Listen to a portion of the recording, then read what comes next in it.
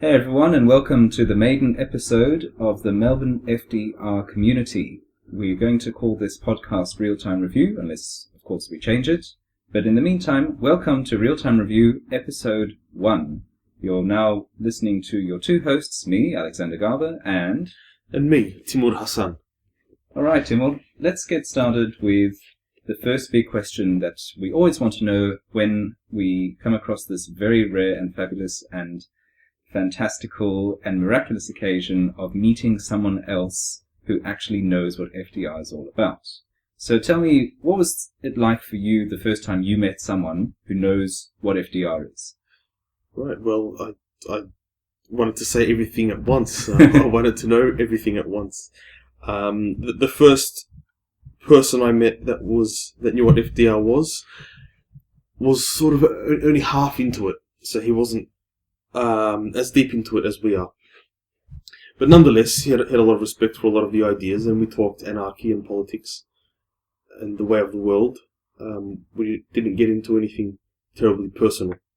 So, the first time I met somebody that was a hardcore FDR listener was Adrian in the 4th meter.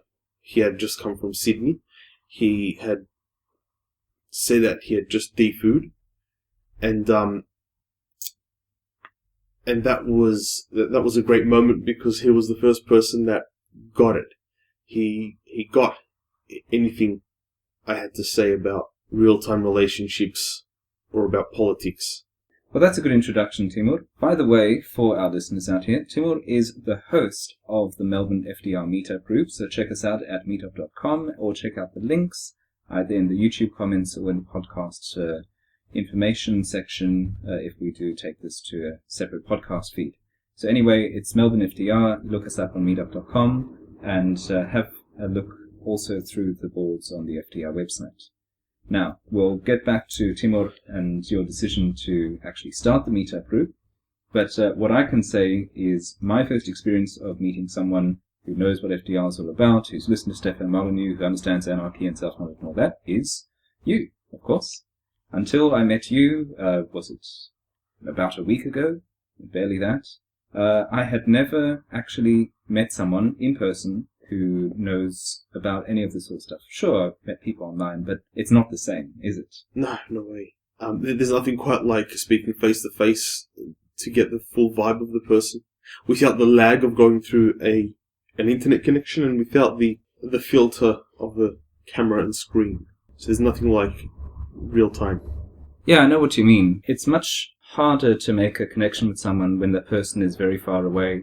And also, this is something that I think anyone who doesn't subscribe to, the mainstream narrative will feel. And that is, you feel a bit isolated. When you take the red pill, when you realize that what people talk about, the opinions that are fed to you on the television and on the radio and the newspapers, are very often not quite the whole story, but in fact divorced from reality, or in many cases the actual opposite of reality.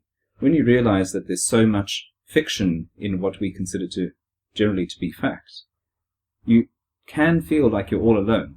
I definitely had this feeling when I was at university. I'd walk around university and I'd be like, am I going crazy, or am I the only one who actually sees that there's something wrong here?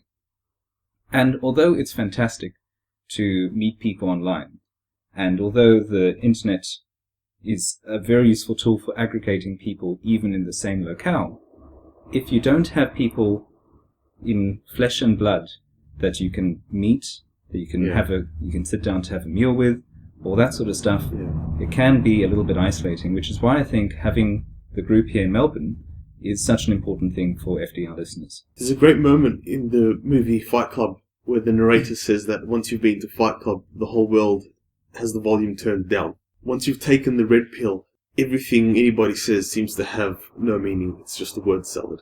Until I started this meetup and met some people that got it.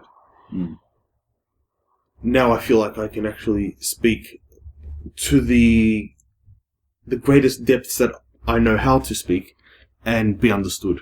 First time even, and straight away without having to explain myself at length. So tell me about one time when you were at some sort of social gathering of absolute muggles, not merely of people who hadn't heard of FDR, who weren't reading to self-knowledge, but people who had completely imbibed the mainstream narrative of everything. Yeah. Okay. I can think of a time I was at a party. I just sat down.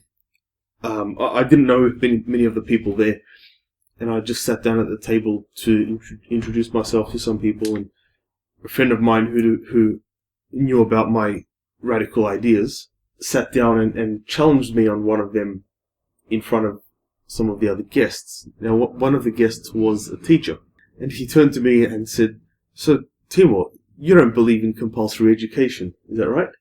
Now, that sparked a debate between myself and this teacher. Now, what I found most interesting and still find interesting today, although this is not a unique occurrence, is that her first gut reaction was to disbelieve that I could even be serious about such an idea. I can't believe you'd actually think something like, you're not one of those people, are you? Exactly. The way it came out of her was, let's see now. She said, "Oh, you're just taking a contrary position." As if that's an argument. Yeah, exactly. As if that imparts any information. Yeah, well, most people, at least in my experience, even if they have some experience of logic and rationale, when it comes to things that are deeply embedded beliefs, all logic, all rationale, all objective rules of argumentation go out the window.